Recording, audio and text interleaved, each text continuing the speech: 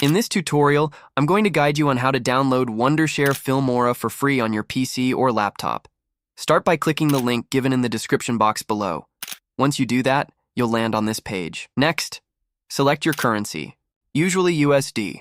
You'll notice 3 options: individual, team and business, or education.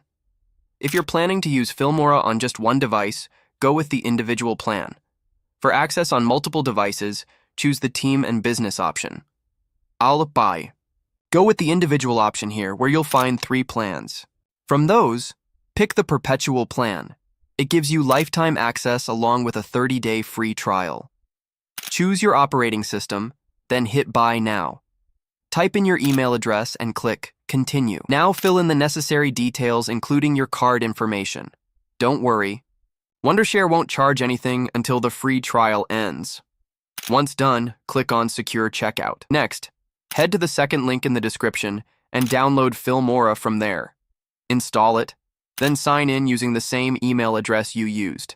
For the subscription, you can now use Filmora without any watermark. That's all for today's video.